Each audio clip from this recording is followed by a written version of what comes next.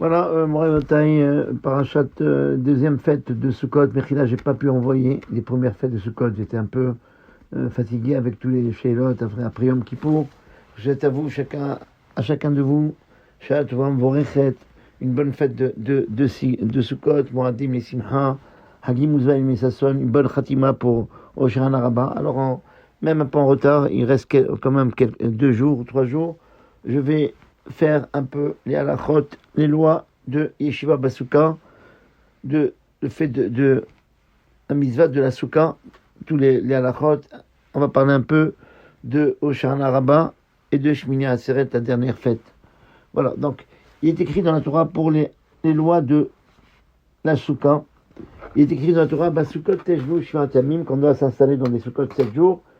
Et un deuxième pasuk qui dit, qui Basukot, c'est dans des cabanes que j'ai installées, les Bnei Israël.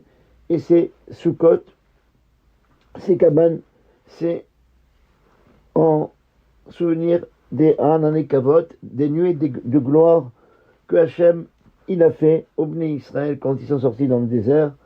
Et pour se rappeler de ces miracles, il nous a ordonné de s'installer dans les soukas, qui est donc le souvenir des nuées de gloire, ou bien, quoi, d'après certains, il a fait vraiment des soukot au Bnei Israël, et c'est en souvenir de ces soukot que Hachem nous a demandé de faire la souka. Alors, il faut savoir que les mitzvot, il faut une kavana, il faut penser à faire mitzvah. Quand par exemple, quelqu'un qui est impur et qui tombe dans un mikvé, il n'est pas pur parce qu'il n'a pas pensé faire la mitzvah. Il faut penser à faire la mitzvah. Ou bien quelqu'un qui disait, le schéma Israël qu'on a, c'est une partie de la Torah. Si quelqu'un est en train de lire la Torah, il schéma Israël, il n'a pas pensé s'acquitter de la mitzvah, eh bien, il doit recommencer. C'est pourquoi, lorsqu'un homme, et surtout pour la souka, quand un homme il s'installe dans la souka, il doit penser qu'il s'installe dans la souka pour accomplir la mitzvah de la souka. Et il doit aussi penser à la raison de la mitzvah, que Hachem il nous a demandé de s'installer dans les soukot en souvenir des nuées de gloire qui nous a entouré les Bnei Israël dans le désert.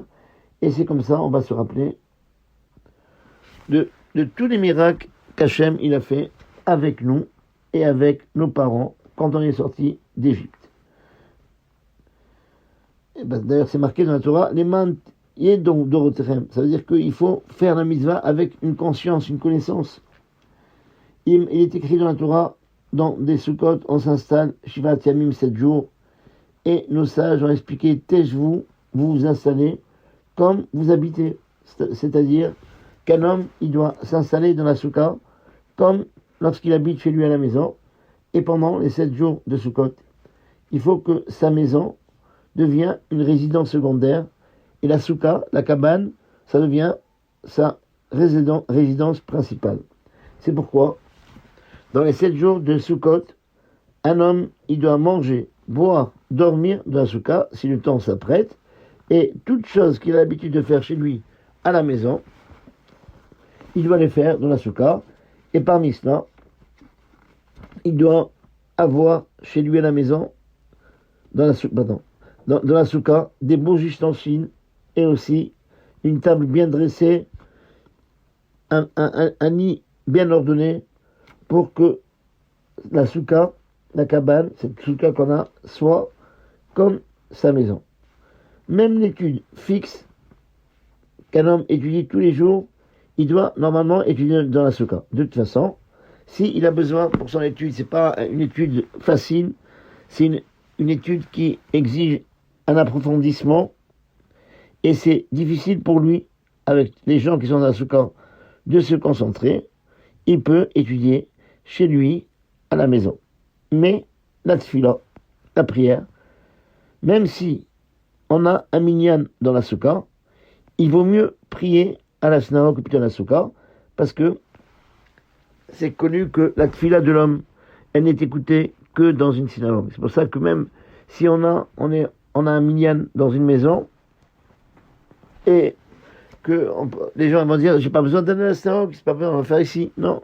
C'est beaucoup mieux de prier dans la synagogue parce que c'est un endroit qui est réservé à la tfila, et à quelque chose où il écoute plus facilement notre tfilot à la synagogue qu'à la maison. Bien que la souka, c'est la maison de l'homme, de toute façon, la gdusha, la sainteté de la souka, est très grande. C'est pourquoi nos sages rapportent qu'on n'a pas le droit de faire dans la souka des choses qui sont méprisables ou des choses qui sont mévouzim. Par exemple, ce qu'on appelle, c'est que dans la souka, on n'a jamais vu une souka avec des toilettes. On ne met pas des toilettes dans une souka parce que c'est pas quelque chose d'honorable. Voilà. Même, en principe, une discussion profane et des jeux, il fera dans la souka. De toute façon, il doit essayer de diminuer le plus possible et il doit s'efforcer de parler dans la souka que des paroles de Torah. Et aussi pareil, on conseille à l'homme de ne pas se mettre en colère dans la souka. Ça, c'est rapporté dans le Ba'er Eter. Voilà, on ne doit pas faire dans la souka toute chose qui est méprisable, qui est pas, c'est-à-dire que c'est pas kavod. Comme par exemple, c'est pas bien de mettre un lavabo, un évier dans la souka pour laver la vaisselle. Ou, par exemple, pareil, si quelqu'un, il vient, et c'est bien de venir avec un bébé, puisqu'on sait que Shamaï, il a eu un petit-fils, il a fait rentrer son petit-fils dans la souka dès sa naissance. Mais attention, il ne faut pas changer un bébé dans la souka, même si on a une souka privée. Des marmites dans lesquelles on cuit. Normalement, on n'a pas le droit de faire entrer dans la souka. Parce que c'est pas des référents, c'est pas une façon de faire, d'amener une marmite à table quand on mange dans la maison. Mais par contre, des plateaux ou bien des soupières qu'on a l'habitude d'amener à table et que chacun y prend de ces soupières-là pour se servir, ça, il n'y a pas de problème. On a le droit de les amener, de la rentrer dans la souka. Voilà. Ça veut dire que, surtout aujourd'hui, Bémet, il faut faire attention parce que c'est beaucoup plus facile qu'avant. Aujourd'hui, on a l'interdiction, c'est les marmites dans lesquelles on cuit, puis ils ne sont pas toujours propres. Et c'est pourquoi c'est pas bien de les faire entrer dans la souka. C'est pas un kavod. Alors c'est pour ça qu'aujourd'hui, bon, Hachem, on a des marmites en alu comme ça qu'on peut transvaser et amener comme ça à la souka. Ils ont le même statut que les soupières. Et à ce moment-là, on a le droit de les faire entrer dans la souka. Par contre, les marmites dans lesquelles on cuit, il vaut mieux éviter. Il y a même certains qui disent, comme ça, je ferai un ramène, qui peut rendre la souka qui n'est pas cachère, psoula. Alors c'est pour ça, il vaut mieux faire attention, bien qu'aujourd'hui, tout dépend comment on fait. Si on a l'habitude de mettre la marmite directement à table et que la marmite est propre, eh bien, d'après la on peut les faire entrer. Mais par contre, il vaut mieux éviter. Pourquoi ? Parce que bon, on a des facilités aujourd'hui. On a une marmite dans laquelle on cuit. On peut transvaser dans une marmite en alu. Voilà, comme c'est vendu dans tous les commerces cachers et même partout. Eh bien, et comme ça, ne pas faire entrer la marmite directement dans laquelle on a cuit dans la souka. Tous les ustensiles pour manger, comme par exemple des soupières, des assiettes, des plats, on a le droit de faire entrer dans la souka pour les besoins de la séouda, le repas. Mais attention, une fois qu'on a terminé, on doit essayer de les faire sortir le plus rapidement de la souka, parce que c'est pas un kavod, c'est pas honorable de laisser dans la souka des ustensiles sales, et à plus forte raison, s'il y a des ordures sur la table, c'est pas un kavod. La souka, elle a la même gdusha qu'une bête à cassette, qu'une synagogue. C'est pas un kavod de laisser comme ça des ustensiles dans la souka. Et par contre, tout ce qui concerne la boisson, on a le droit de les amener dans la souka et les laisser à chaque instant, puisque par définition, l'homme, on a besoin toujours de boire, surtout au Hachem, quand le temps de la souka, on a une bonne température, eh bien, on ressent le besoin de boire tout le temps, et c'est pourquoi on peut les laisser à la souka. Le principe, il est comme cela. Toute chose que on n'a pas l'habitude de le laisser à la maison, dans la chambre où il vit, c'est-à-dire, attention, parce qu'on va dire, bon, dans une maison, on a une poubelle, on a tout ça. Non, on parle pas. On parle de toutes les choses qu'on n'a pas l'habitude d'amener, de faire rentrer, de le laisser au salon, ou bien dans sa chambre à coucher, on n'a pas le droit de l'amener dans la souka. Un homme a l'obligation de manger dans la fête du souka dans la souka, et l'obligation de manger dans la souka, c'est seulement dans le cas où on a un repas fixe c'est-à-dire dans le cas où il mange du pain, plus de 57 grammes, ou du gâteau. Mais par contre, si quelqu'un il mange moins de 56 grammes de pain, même s'il va faire le Amazon, il mange par exemple 29 grammes du pain, ou bien par exemple des fruits et tous les boissons, même si c'est quelle que soit la quantité, il n'y a pas de limite, il n'y a pas besoin de manger et de boire dans ce cas. De toute façon, c'est bien de s'efforcer dans le cas où on peut que tous les manger, tous les repas et toutes les boissons. C'est bien pour quelqu'un qui peut, par exemple, qui a un pavillon, qui a une souka chez lui, c'est pas difficile pour lui. C'est bien de ne manger et de boire que dans la souka. Et celui qui fait attention à ça, il est digne d'éloge. Avant de s'asseoir, pour manger à la souka, il doit faire la bracha, Baruch ata Hashem, Elokeinu melech haolam, asher kideshanu bemitzvotav, vesivanu, leshev basuka. Leshev, pas d'ishev, leshev, avec un et, puisque le yud, il n'a pas sa voyelle. Eh bien, que la bracha, la bénédiction, c'est leshev basuka. A priori, ça peut vouloir dire s'asseoir dans la souka. Mais ça, le mot leshev, ça ne veut pas dire seulement s'asseoir. Il y a un sens plus général qui veut dire rester dans la souka. Comme on voit que dans la Torah, quand Moshe Rabbeinu, il est resté dans le Har Sinaï 40 jours et 40 nuits, c'est marqué Va Eshev Ba'ar Arbaim Yom Ve'arbaim Lana. Donc Moshe, il est resté dans la montagne 40 jours et sur la montagne 40 jours et 40 nuits. Et pourtant c'est marqué, comment c'est marqué? Si on traduit Va Eshev comme il s'est assis. D'un autre côté, il y a un verset qui dit l'inverse. Il dit Ve'anochi Amad Timar. Moi, je suis resté debout dans la montagne 40 jours et 40 nuits. Alors comment? Est-ce qu'il était assis ou il était debout? Alors, il y a deux explications que le Talmud nous donne. Soit, en réalité, tout dépend. Comme Moshe Rabbeinu, il devait, Hachem lui transmettait des choses difficiles à comprendre. Priorité toujours à avoir la meilleure position pour comprendre. Le plus important, c'est comprendre, bien comprendre. Alors, quand c'était difficile pour lui de comprendre, il s'asseyait, eh bien, pour se concentrer plus. Par contre, si c'était des choses faciles, eh bien, il était debout. Pourquoi? Pour le kavod de la shrina, pour le respecter Hachem, respecter la shrina. C'est pour ça, c'est marqué Vaïchev, Ve'anochi Amati. Tout dépend de quoi il s'agit. C'est la première réponse que le Talmud nous donne. Il s'asseyait pour les choses très difficiles, mais il était debout pour les choses faciles. Deuxième explication,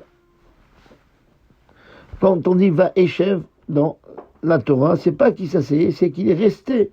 Il est resté dans la montagne pendant 40 jours et 40 nuits. Donc le mot l'Eshev, ça ne veut pas dire seulement s'asseoir, ça veut dire s'installer. Il était installé, il est resté. Et c'est pour ça que quand on dit l'Eshev Asuka, c'est la question qu'on pose beaucoup de gens. Si, par exemple, on ne s'assoit pas, est-ce qu'on fait la bracha? On fait quand même la bracha. Parce que les chefs, ça veut dire être resté dans la souka pendant 40 jours. Rester dans la souka. Voilà. Et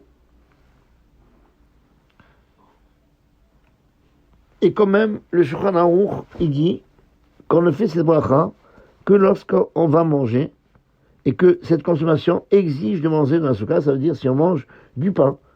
De toute façon, il vaut mieux, quand il fait la bracha de l'Eshev à souka, penser tout le temps qui se trouve dans la souka, même quand il va dormir, même quand il va manger. Un gâteau et les maisonnottes, plus que 57 grammes, certains disent qu'il est obligé de manger dans la souka, comme le pain, et d'autres ils disent que c'est pas considéré comme une consommation fixe et elle est dispensée dans la souka. La lacha, elle est qu'il faut être marmire, il faut faire attention de ne pas manger plus que kabetza, plus que 57 grammes de gâteau en dehors de la souka. De toute façon, même s'il mange plus de 57 grammes, il ne fera pas la bénédiction de l'Eshev Asuka, à moins qu'il mange, il est kové asoudato, c'est-à-dire qu'il mange une histoire de 166 grammes dans la souka. Là, à ce moment-là, que d'après tout le monde, puisqu'on fait un motzi, et il est chayav de manger dans la souka, et il fait la bracha de l'Eshev Basuka. Un mets qui est fait à partir des 5 céréales, par exemple du couscous, des pâtes, s'il mange plus de kabetza, il doit manger dans la souka. De toute façon, il ne fera pas la bracha, l'Eshev Basuka, à moins qu'il mange quand il mange 3 kabetza. Ça veut dire à peu près 162 grammes, je pense, voilà. C'est à peu près ça. Je ne suis pas sûr de la truc, c'est 3 kabetza. Alors, du riz.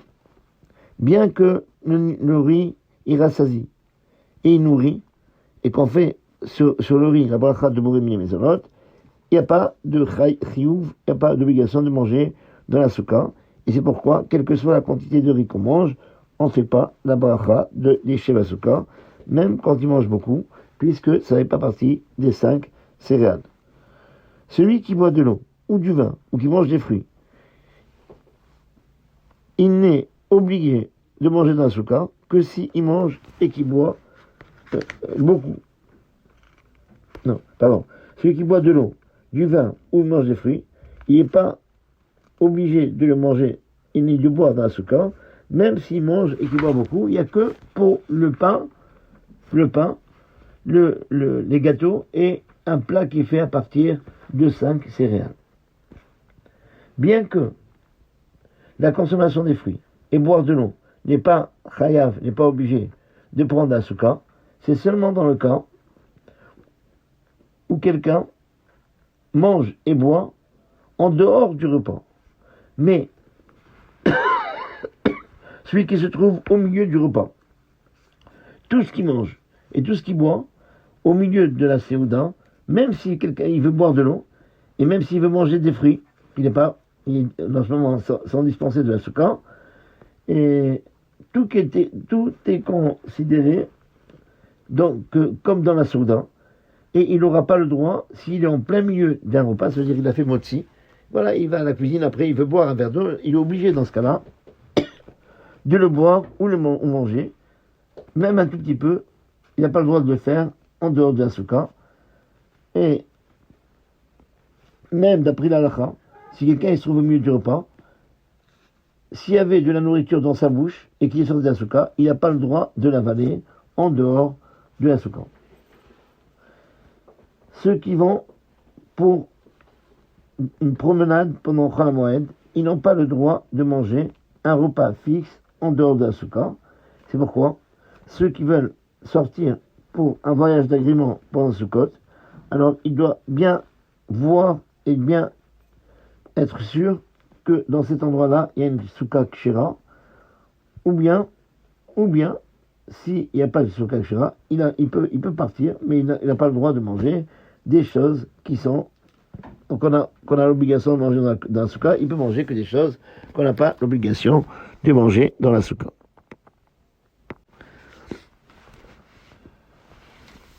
Il faut faire attention de ne pas faire la bracha de l'Eshev Basuka avec vite, rapide, et pas avec la joie, mais au contraire, il doit chanter cette bracha-là.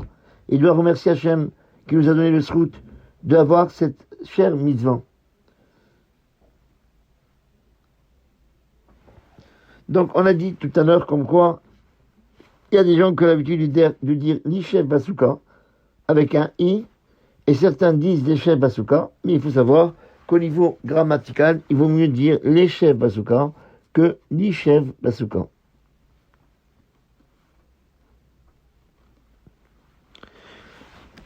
Il faut faire attention de faire une petite interruption entre le mot Bemitzvotav, Asher qui déchane comme ça on doit faire la bracha, Baruch ata Hashem Elokeinu melech haolam, Asher qui déchane Bemitzvotav, virgule, Vetzivanu. Donc Dieu nous a sanctifié avec ses mitzvot et il nous a ordonné de faire.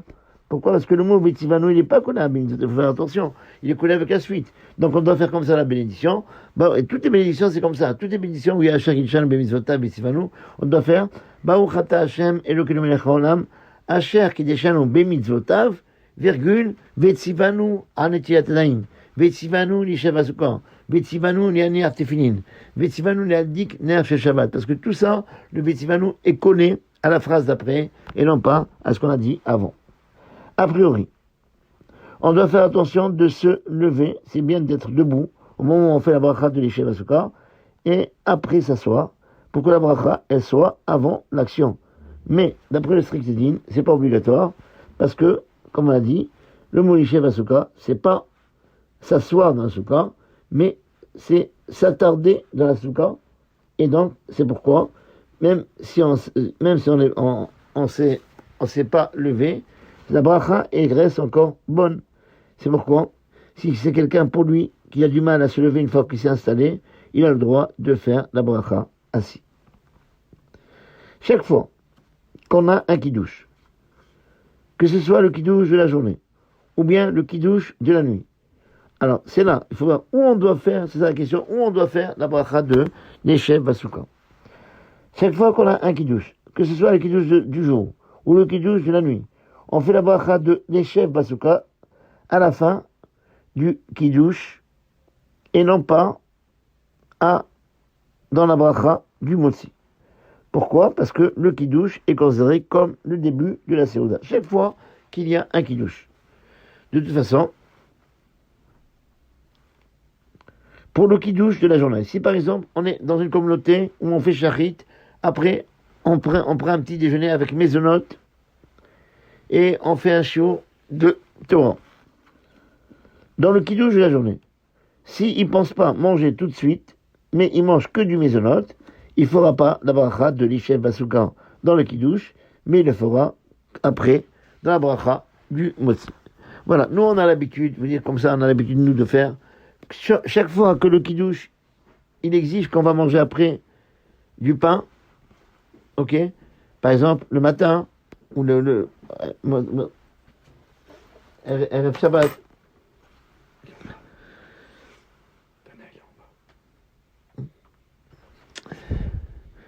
Erev Shabbat, voilà, chaque fois que on doit manger du pain après le kiddush, alors on fait l'Ishev HaSukkah dans le kiddush, comme ça on a l'habitude de faire. Mais par contre, quand le kiddush ne demande pas, n'exige pas de manger du pain, eh bien, on ne fera pas dans le kiddush, on fera dans le motzi. Par exemple, je vais prendre là. Le kiddush du matin, le vendredi soir, on fait l'Ishev HaSukkah dans le kiddush, parce qu'après le kiddush, on est obligé de manger du pain ou du maisonnot.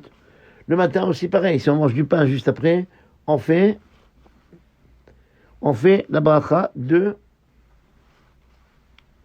l'Ishev HaSukkah dans le kiddush. Mais par contre, dans la Havdalah, eh bien, nous, on n'a pas l'habitude de faire la bracha de l'Ishev HaSukkah dans la Havdalah. Pourquoi ? Parce que la Havdalah n'exige pas de manger du pain après. On peut ne pas manger du pain. Alors, c'est pour ça que Motzai Shabbat, samedi soir, ou bien après le deuxième jour de fête, pendant Chol HaMoed, voilà, quand on va faire la Havdalah, on ne fera pas l'Ishev HaSukkah. C'est comme ça qu'on a l'habitude de faire comme ça. On ne fait pas l'Ishev HaSukkah dans la Havdalah, mais on fera après. On fera après, après le motzi.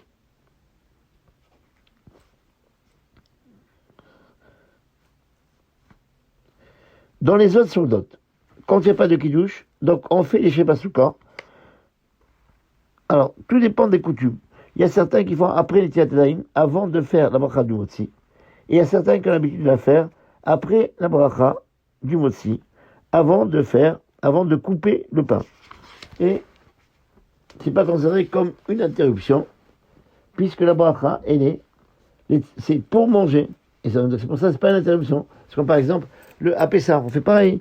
Quand on va manger un matzah, on fait 2 brachot, on fait un motzi, lechem ilaras, après on fait asher kideshanu bemizota betzivanu al achilat matzah. Et c'est pas considéré comme une interruption. Normalement, quand on fait une bracha sur ce qu'on appelle les brachot de jouissance, il faut, une fois qu'on termine la bracha, il faut manger tout de suite. Il ne faut pas avoir une interruption. Mais là, quand c'est dans le but, dans le besoin pour manger, eh bien, on peut faire notre bracha. Par exemple, voilà, le soir de Pessah, on fait à la Khiyat Matzah. Là, par exemple, le motzi, l'Ishev HaSukkah aussi, c'est pareil, ça concerne la consommation. Donc, on peut faire l'Ishev HaSukkah après le motzi. Pareil, quand on mange, par exemple, un nouveau fruit, on fait Boré Péretz. Normalement, après Boré Péretz, on ne peut pas faire le bracha. Mais s'il est nouveau, on doit faire Shechianu. Le fait de faire Shechianu après la bracha n'est pas considéré comme une interruption. Si quelqu'un a oublié de faire l'Ishev Basuka avant de manger, il peut faire cette bracha tant que il est dans le repas, même dans le cas où il est arrivé à la consommation des fruits, il ne va plus manger de pain, eh bien, il peut faire, puisqu'il a mangé du pain, il peut faire la bracha, il doit faire, par contre, la bracha de l'Ishev Basuka. Par contre, on a dit dans chaque Séouda, il fait la bracha de l'Ishev Basuka. Et il doit penser à quitter, voilà, tout ce qu'il mange dans la Séouda. Il doit penser à quitter tout, depuis l'Ishev Basuka, toute la consommation et tout le stock qui reste dans ce cas, parce que c'est une mitzvah de rester dans ce cas. Il doit penser à tout ça. Et voilà. Par contre, si il n'a pas bougé de la souka, il a pris un repas, et après le repas, voilà, il est resté à la souka, et on a utilisé dans la souka, après, il va prendre un deuxième repas, eh bien, il n'est pas bougé de la souka, tant qu'il est resté dans la souka, même s'il prend un deuxième repas, il ne fera pas une deuxième fois la bracha de l'Ishev Basuka. Même s'il y a plusieurs heures qu'on va faire. Tant qu'il est resté dans la souka, il n'a pas bougé de la souka, il ne peut pas refaire la bracha de l'Ishev Basuka. Voilà. Donc, normalement, je termine sur ça, on n'a pas le droit de dormir en dehors de la souka. Même un sommeil pas profond, un sommeil rapide, même s'il veut dormir un tout petit peu, c'est interdit. À moins qu'il est gêné, il est dérangé. Soit parce qu'il y a beaucoup de vent, parce qu'on dans un pays il y a beaucoup de vent, ou bien il fait très chaud. Et chacun, il doit voir, tout dépend de la personne. Il y a des personnes qui sont gênées. Il ne peut pas, dès qu'il y a un petit peu de froid, ils peuvent être un peu dérangés. Donc chacun, il doit voir comment il est fait. Est-ce qu'il est dérangé ou non? Et non, il ne doit pas faire comme certaines personnes ils pensent qu'il n'y a pas du tout de mitzvah de dormir dans la souka. Si quelqu'un n'est pas dérangé, il supporte de dormir dehors, eh bien, il doit rester dehors. Voilà.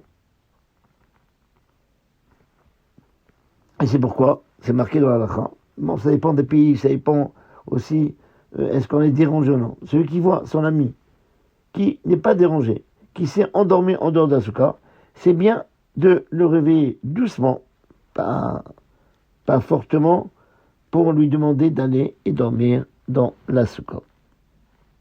D'ailleurs, on raconte que le Gaon de Vilna, lorsqu'il était en prison, dans les fêtes de Sukkot, il ne voulait pas dormir en dehors de la souka. C'est pourquoi il courait d'un mur à un autre pour ne pas qu'il tombe dans un sommeil profond. Et c'est comme ça il a fait pendant plusieurs jours, jusqu'au moment où il a fait sortir de prison, bien que c'est certains qui étaient dispensés, mais il voulait faire plus que la halakha. Et pour montrer combien c'est important si on peut dormir dans la souka.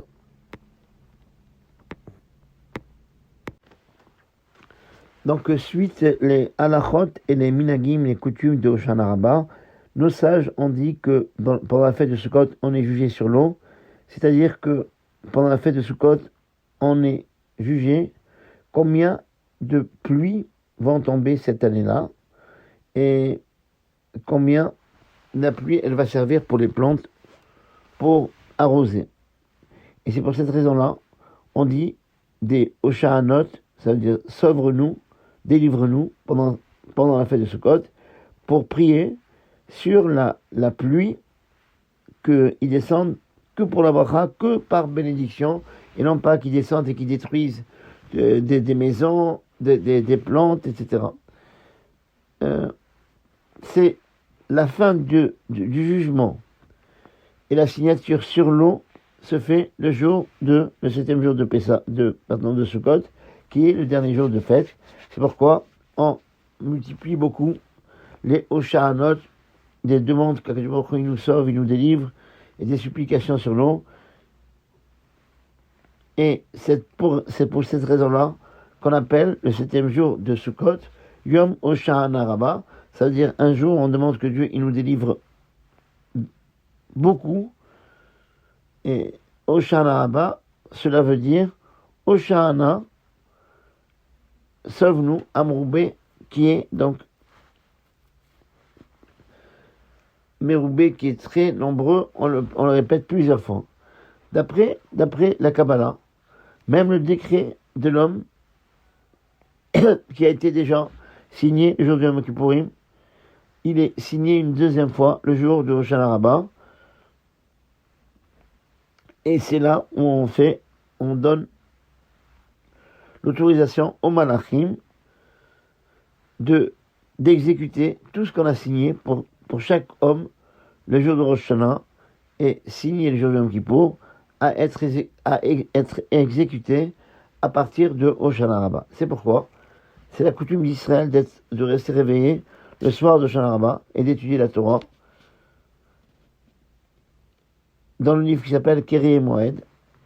Et après, la moitié de la nuit, on lit tout le livre de Tehillim avec des sichot pour chacun des 7 patriarches de Abraham, Israël, Yaakov, Moshe, Aaron, Yosef, Pinchas et David jusqu'au matin.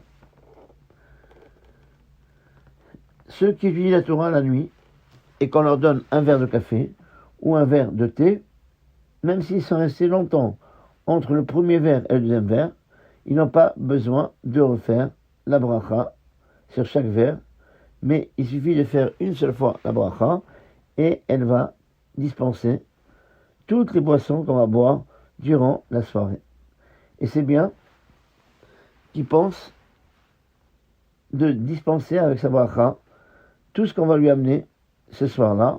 Et certains ils disent qu'au contraire, que chaque fois qu'il boit, c'est mieux de faire la bracha, et c'est bien de penser de dispenser avec cette bracha-là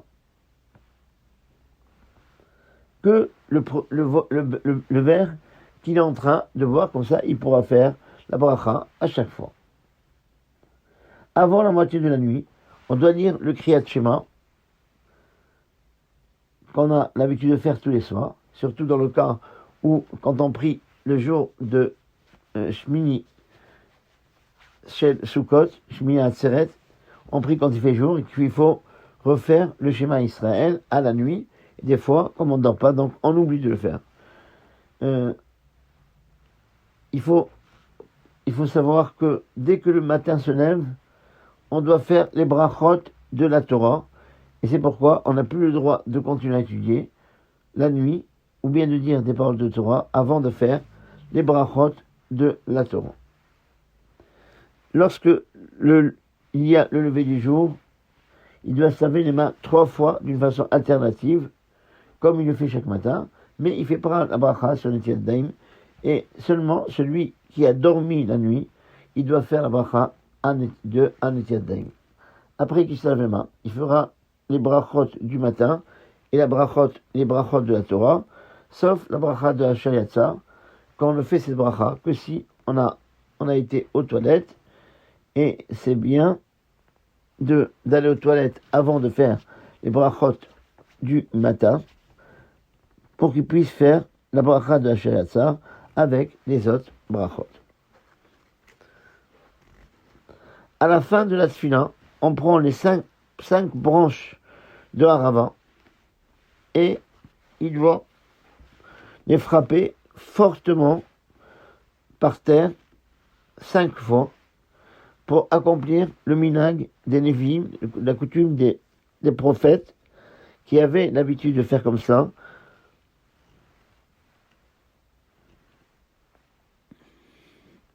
En souvenir de la Haravat des sols qu'on prenait au Beth Amikdash tous les 7 jours, halakha de Moshe Sinaï, ça veut dire que c'était une halakha qui n'a pas de base scripturaire, il n'y a aucune trace dans la Torah. Eh bien, qu'il faut frapper d'une façon forte la harava par terre. De toute façon, il ne faut pas que les feuilles tombent, donc faire attention, savoir doser, parce que il faut que la harava elle soit entière et cachère jusqu'à la fin des 5 fois qu'on frappe par terre. Et lorsque il frappe par terre avec la harava, on a l'habitude de dire chavit, c'est-à-dire qu'on frappe par terre, vélo, bérar, sans faire de bénédiction. Et d'après le Sod, d'après la Kabbalah,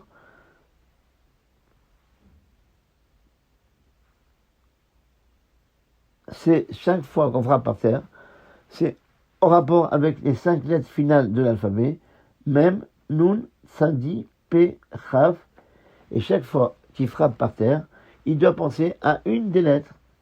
C'est-à-dire, une fois qu'il frappe la première fois, il doit penser le premier mème, de man sa part, c'est la lettre finale, et la deuxième fois, il pense à la lettre nun, et ainsi de suite, comme ça, il doit penser à chaque fois à une des lettres.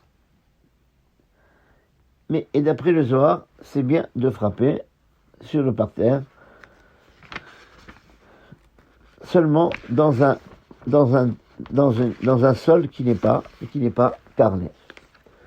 Le 8e jour de Sukkot, après les 7 jours de Sukkot, il s'appelle Shmini Atzeret, et c'est une fête complètement à part, qui n'appartient pas du tout à Sukkot. Et ce jour-là, aussi, il porte le nom Simchat Torah, parce que c'est ce jour-là qu'on termine la lecture de la Torah, et on est content d'avoir terminé un cycle de lecture. Shmini Atzeret, on fait la prière du Yom Tov, et on dit Et Yom Shemini Chag Atzeret Azeh. Et si quelqu'un s'est trompé, il a dit Et Yom Chag Asukot, que ce soit la prière du soir, du matin ou de toutes les tfilotes, il n'est pas acquitté. Et s'il s'est rappelé au milieu de la bracha, il doit remonter au début de la bracha, ça veut dire Ata Bechartanu. Par contre, s'il a terminé la tfila, il doit recommencer la tfila parce que il a mentionné une fête qui ne porte pas du tout le nom de Shmini Atzeret. Faire attention de ne faire le kiddush de Shmini Atzeret, le 8e jour de Hanouka, de Sukkot, que lorsque la nuit est vraiment nuit, vraiment qu'il y a eu la sortie des étoiles, parce que si il fait le kiddush avant, eh bien, il sera obligé de manger dans la soukha. Pour nous en dehors d'Israël, il n'y a pas de problème. On mange, de toute façon, même le jour de Shmini Atzeret, on mange la soukha. Mais les Israéliens, ils n'ont pas le droit, ils ne mangent pas le Shmini Atzeret dans la soukha. Parce que pour ça, il vaut mieux attendre la nuit pour pouvoir être sûr qu'on mange le repas en dehors de la soukha. Celui qui est en deuil, il a le droit pendant Chol HaMoed et pendant Simchat Torah, de tourner autour de Simchat Torah sans aucun problème.